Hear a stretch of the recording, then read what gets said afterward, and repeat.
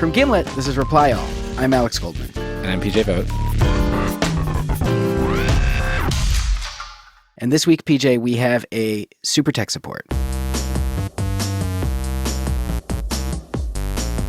Super Tech Support is a segment on our show where listeners write in with extraordinary, unsolvable tech problems, and we decide... I do a great job solving them. We decide that you're the person who will solve all of them.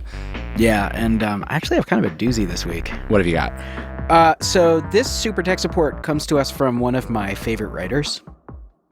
First things first, can you just tell me who you are? I'm Gia Tolentino. I'm a staff writer at The New Yorker. And you emailed us. Yes, I did.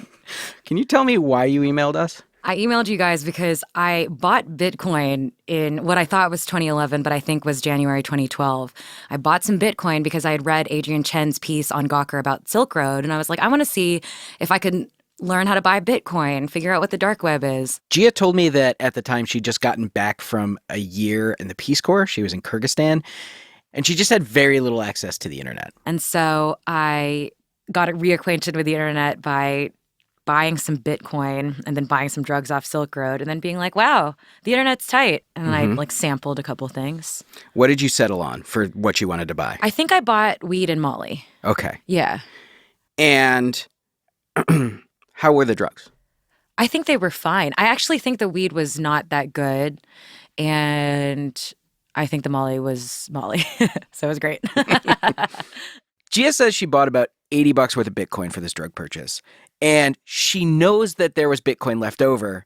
But in the 6 years since the original purchase, she has totally forgotten what happened to the Bitcoin. It's like when you go on a trip and then you have like some like currency left over and you throw it in a sock drawer. Right.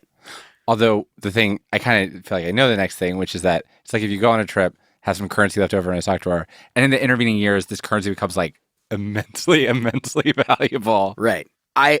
We sat down, this was a couple months ago, and tried to figure out exactly how much $80 worth of Bitcoin would be today. What was the date you gave? January 24th, 2012. On the 23rd, Bitcoin was $6.29. Fuck. And now it is $16,848.49. So 80, like let's say 80 divided by 6 times 16K. I could have $213,000 right now. I could have so much money. Oh my God. What's wrong with me? That must be really agonizing. I'm so mad at myself. I'm sorry to sound so smug about it. No, it's crazy. But it's also like, that was never real money. Oh, it was though. God. 200. This really hurts to look at. This really hurts to look at. I really, wow. Gia probably doesn't have the full $213,000 because we've established she's already spent some of that money. She just has the remainder. But it could easily be 6 figures of money. Yeah. Oh, man. That's the worst feeling. Okay. So I was like, I want to help. And I was like, okay, first things first, let's just retrace Gia's steps, which is actually really hard. Because not only did she buy this Bitcoin 6 years ago, buying Bitcoin is stupidly complicated. So can you explain to me, to the best of your memory, like exactly the process of buying the Bitcoin and then buying the drugs? Yes. Okay. There are going to be big holes here. Okay. So I downloaded Tor, and then I looked at Silk Road, and I said, okay, I'm going to try to get some Bitcoin and make an account and do this. And then I remember taking my boyfriend's car to the Bank of America drive-thru, putting what I think might have been $80 in a little pneumatic tube, it getting sucked up the pneumatic tube. Wait a minute. You deposited money, cash, American U.S. dollars. Absolutely. Via pneumatic tube. Yeah, I did. At a normal bank. Yeah, I think that's what I was supposed to do. I think that was actually just her putting money in her bank account. Either way, she goes home, gets on the internet, just like the regular internet, not the dark web. And she goes to this thing called a Bitcoin exchange, which just think of it as a bank. But it's just like a website. Mm-hmm. Yeah. She purchases Bitcoin using that money. Okay. So now her money is at this online Bitcoin exchange, aka bank, and she has one of two options. She can let the Bitcoin exchange keep track of the Bitcoin for her, or she can keep track of it using a program on her laptop called a Bitcoin wallet. which is what she thinks she did. And then I remember using some sort of internet tutorial to learn PGP or to get a PGP key. I had to like encrypt something about my wallet. Yeah, I hate these words, right? It's like, I wish I had a little wallet that would, where do Bitcoin live? Where do they live? What's money? Hard to say.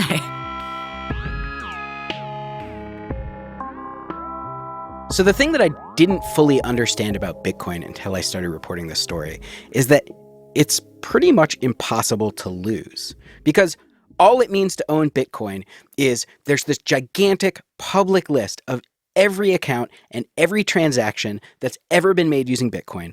It is totally anonymous. And when you buy Bitcoin, all they do is put you on the list. And the thing that Gia lost is her proof that she's on the list. It's called a key. And all that does is allow her to point to a spot on the list and say, those $80 worth of Bitcoin, those are mine. It's like what she actually lost is more like a claim ticket. Right. So what we're looking for is the key to Gia's Bitcoin, and it's totally possible that it lives on her old laptop in her Bitcoin wallet. Okay. Gia did tell me, though, that the laptop is broken and it doesn't turn on. I am going to need that computer. Okay. Should I like send it off somewhere and get that hard drive done, or can Before you do that, I'd like to take a look at it. Okay. I have a history of tech support, so I might be able to boot the thing up and see what's going on there. I will bring you my laptop. This is exciting. I like this. So a couple days later, Gia comes by the office. Hey, how's it going? I meet her outside, and she had told me that this laptop didn't turn on.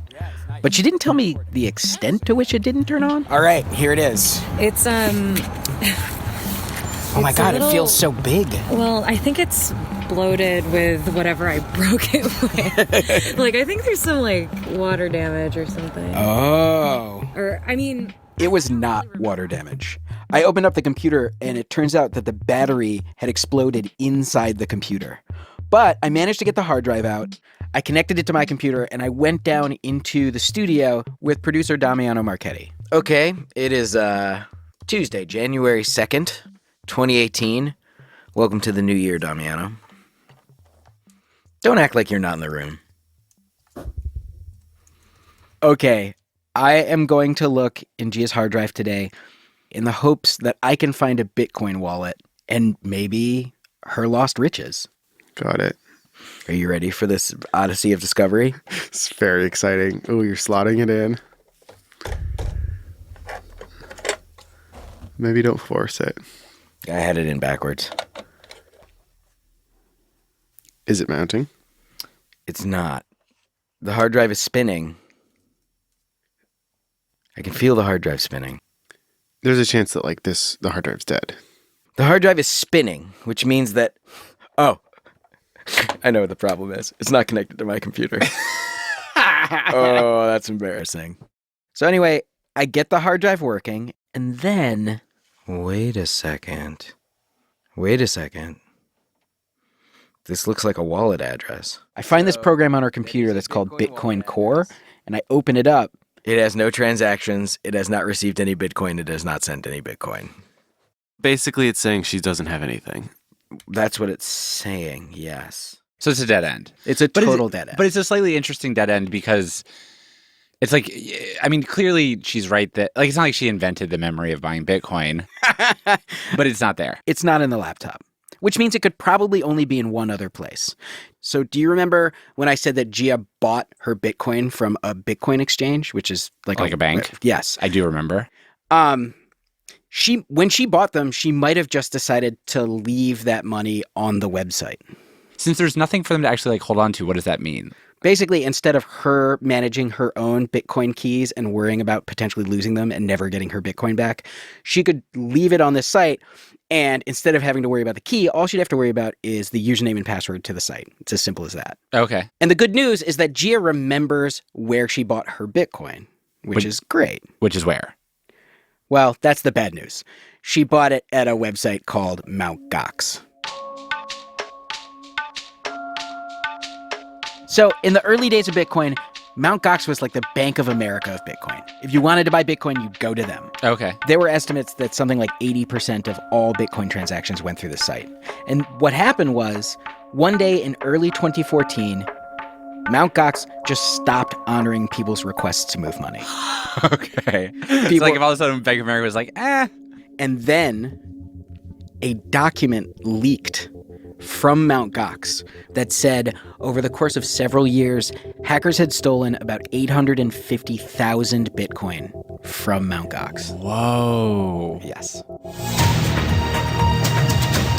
One of the biggest Bitcoin exchange houses, called Mt. Gox, has gone offline and seems to have vanished. Something is suspicious and doesn't smell right here. Transactions have been halted, and the CEO was unaccounted for after resigning from the Bitcoin Foundation. People were freaking out about this.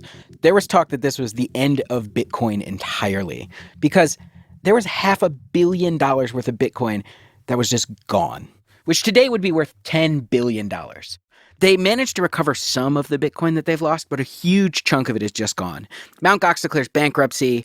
People start filing lawsuits left and right. It's a total mess. The only bright point in this dark tale, I mean, at least for us, is that Mt. Gox puts a portal on their website that lets you check to see if you had Bitcoin there when the site shut down. Like if your name was Gia Tolentino. Right. Hello? Hey. So I call Gia. I walk her through the site. It'll take you to the Mt. Gox bankruptcy filing system. Hey, all right. Okay. She tries to log in. Okay, that didn't work. Like, what password was I using in 2011? She can't remember her password. She has like my level of memory. We tried using the forgot my password option. The temporary authentication code will be sent to the contact email address that you entered on the bankruptcy claim form. I think I might have missed the boat on this. Oh, no. It turns out the whole system only works if you filed your lost Bitcoin claim before July of 2015. So we're a couple years too late. I'm sorry I'm so useless. Look. I could have made us rich. All we're doing is exhausting all possible options. Yeah. And there's still a chance you can make us rich. Never give up. I will never give up. As long as you have potentially hundreds of thousands of dollars locked on the internet somewhere. Yeah. You have to have hope. I mean, it's still possible that her Bitcoin was in Mt. Gox when it was hacked, which is the only thing at this point that we're trying to figure out. But we won't be able to get that information from this website. Okay, that sucks. But at this point, I'm feeling pretty jazzed because I feel like all I need to do is find the right person at Mt. Gox to speak to, like the right bank teller. And it turns out there's actually this hotline somewhere in Japan. There's a room where people sit by telephones and take calls all day from angry people who have lost their Bitcoin fortunes. Hello, thank you for calling. This is MT Gox call center speaking. How can I help you today? Yeah, I would like to check on the account balance of an account on Mt. Gox. I'm so sorry, but it's not possible. I try asking if I can talk to her boss. I ask if there's anybody else there I can speak to. And basically I learned that this operator has a ton of polite ways of saying no. But I could give you the information and maybe they would get back to me? Unfortunately, I'm not going to promise for that. Okay. Is there a way to contact the trustee directly? But unfortunately, we cannot promise anything I for understand. This went on for a while, and I didn't really get anywhere. Thank you so much, sir. Have a nice day then. Bye-bye. Bye. So at this point, I decided that my last option was to escalate this whole thing, to go to the one person who I was positive would know whether Gia had any Bitcoin on Mt. Gox. The owner of Mt. Gox. His name is Mark Karpelis. Okay. There's this video of him at a press conference after Mt. Gox went down, but before people knew that it was a hack. So we had a problem with a system that does a lot to our because to our customers. He's this nerdy, scared-looking French guy who bought the site in very early days and got super rich. And people who worked with Mark when he ran Mt. Gox told me that he ran the site in a pretty strange way, and he was really easily distracted. Like a good example of that is he was in the process of renovating a floor in the Mt. Gox building because he was really into caramel lattes to make a cafe where he wanted to serve apple pie and quiche that he baked. That was like his priority. That's crazy. That's like Roman emperor type stuff. Wow. So Okay. So meanwhile, like a thief is stealing tiny amounts of Bitcoin, and he's like, I think I got a really good quiche recipe. So after the hack, Mark actually gets arrested because people think that he embezzled the money. He's on trial right now. And when I started talking to people in the Bitcoin realm, they all said basically, Mark's not talking to anybody. Good luck getting in touch with him. I reached out to a bunch of former Mt. Gox employees, all the people I could think of who might connect us. And I finally got in touch with a person who told me that they could be an intermediary between me and Mark. And for weeks, I would send that person a message and they would forward it to Mark, or at least that's what they told me. And then a couple days ago, I was like, I'm just going to reach out to Mark on Reddit. And On Reddit? He's a Redditor? Yes. Okay. And I did. And he was like, yeah, I know who you are. Sure, I'll help you with this.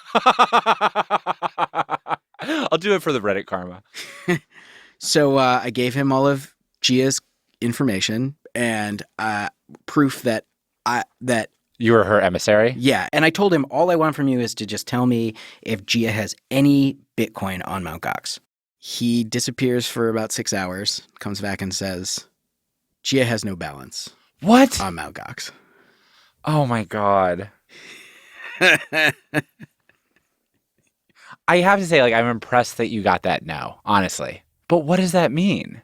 Like, what are the remaining possibilities then? Basically, I asked Gia, are you sure that you got your Bitcoin from Mt. Gox? And she said, yes. She sent me a confirmation email.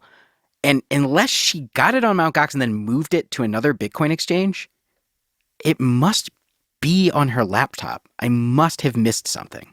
So I asked everyone that I had been speaking to about this, is there like a Bitcoin hunter out there? Like, is there a Bitcoin hunter that I can talk to? What's a Bitcoin hunter? Just some person who has the skill to locate missing Bitcoin. That was supposed to be you, just so you know. Just is there some kind of super tech expert who can solve this problem for me? Listen, I know the limits of my technical expertise. Me too. You know the limits of my technical expertise. Yes. And I go to people who can possibly help me. So is there a Bitcoin hunter out there? There is. I found him, and he agreed to help.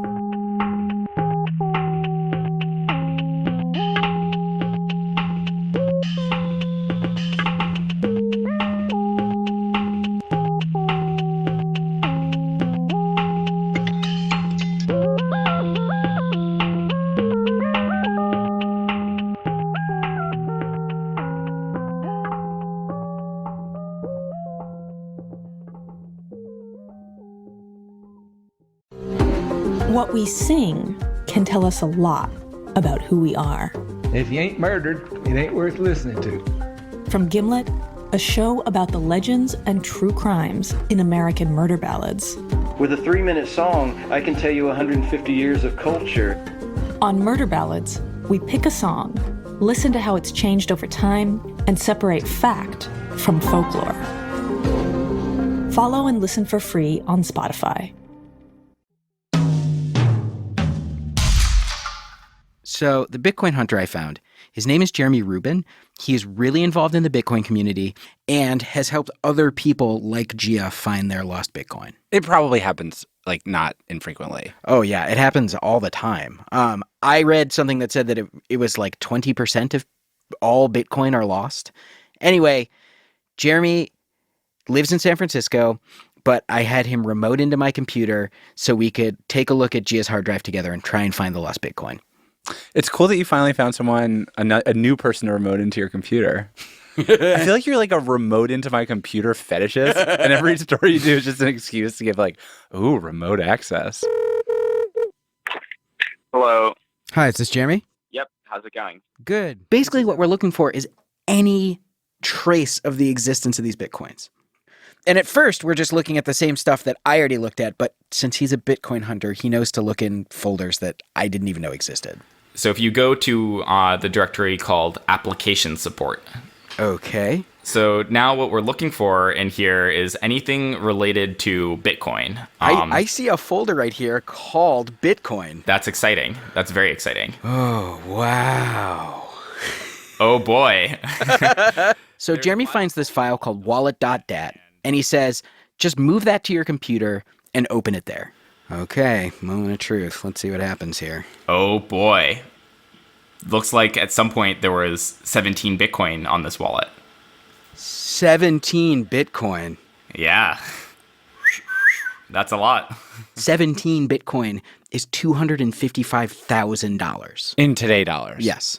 Jesus. And at this point, I'm pretty sure that this is the money that we're looking for, that this is the change from Gia's drug purchase.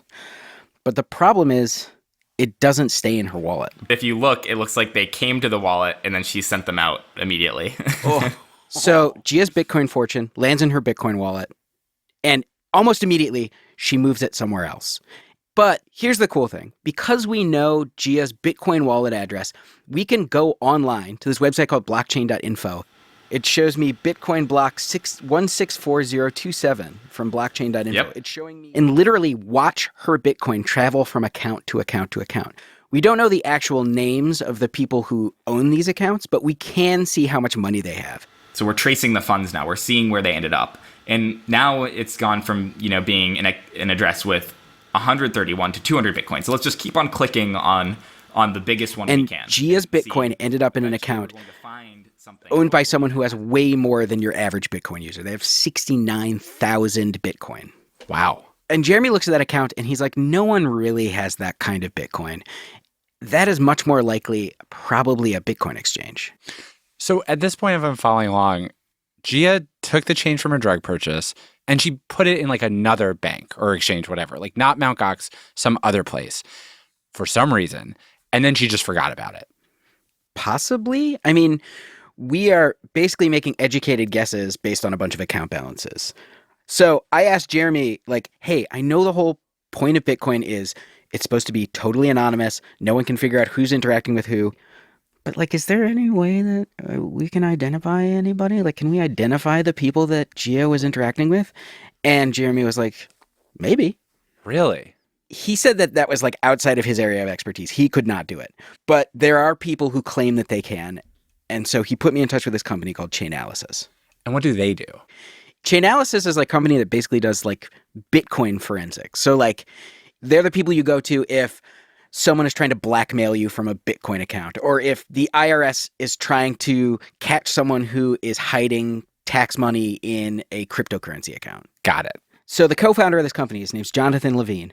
I send him an email and he writes back right away, hey, I'm on a transatlantic flight coming to New York from Cape Town. I don't have anything to do right now. I can figure this out while I'm on the plane. Using like GoGo Wireless? Yeah. That's crazy. I send him Gia's Bitcoin wallet address and the transaction information, and he gets back to me like a half an hour later, and he's like, I figured this out. I will be landing in New York in a couple hours. I'm going to take a shower, and then I'm coming over. Okay. So he comes to the studio. He's wearing a blazer and scarf. Like, for a guy who's just traveled many, many hours, he is an extremely dapper fellow. All right. Let me give you a little background on this story. So Should I try and give you the story without you even telling me and see whether that matches the story that you are going to tell me? Absolutely. Go for it. Okay, so you provided me with a Bitcoin address, and I would have really liked it if you didn't even provide me the name of the person that you were interested in.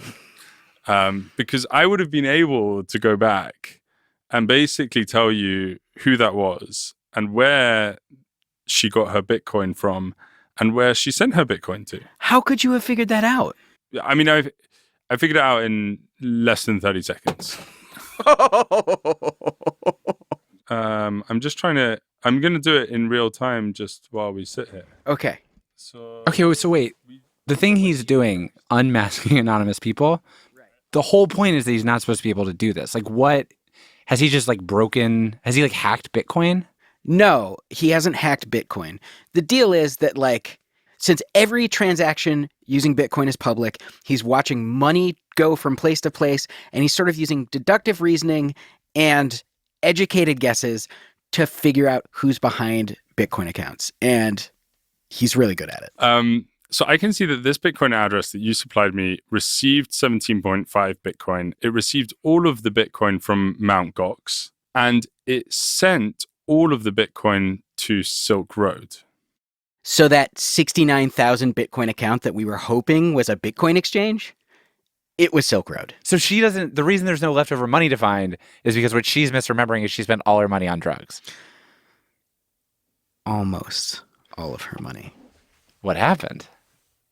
So I talked to Gia today. Okay, so this has been a real odyssey for me. Really? I wait, do you know the answer? I do. Oh my God. I'm so stressed. All right. So you got 17.59259,000 Bitcoin. Uh-huh. You spent 17.5905000 Bitcoin, meaning you have a balance in your account of 0.00209 Oh my God. Bitcoin.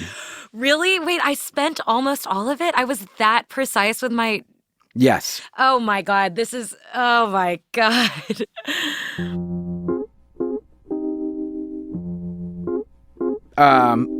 That to me feels like a win. You've got some money in there. Found it. 0.00209 Bitcoin is, in today's Bitcoin market, $24.40. It's so embarrassing. No, this is like my mom was always like, Gia, you shouldn't do any drugs. And I'm like, Mom, my life is very on track. This is the first time I've been like, you should stop doing drugs. God damn.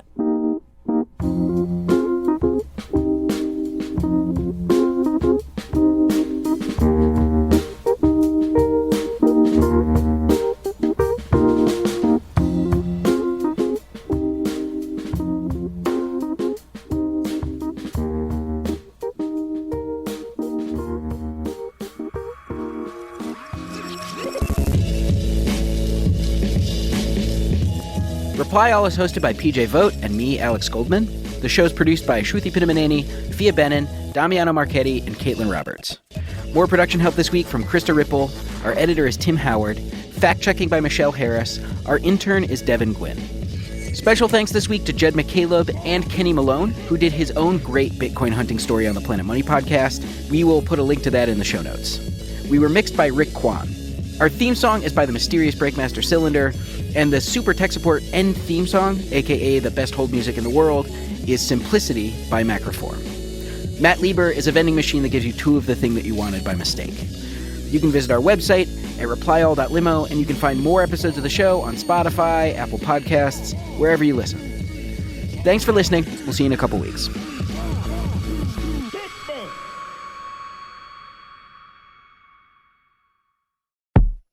The Republican Party has opposed climate action for years, but it wasn't always like this. The Clean Air Act. Guess who it was signed under? Nixon. The Endangered Species Act. Richard Nixon. The Environmental Protection Agency. Richard Nixon. I'm Alex Bloomberg. And I'm Dr. Ayanna Elizabeth Johnson. And on episode 6 of How to Save a Planet, how Republicans became the party of climate denial. We talked to two conservatives who want to make Republicans environmentalists again. Follow and listen for free on Spotify.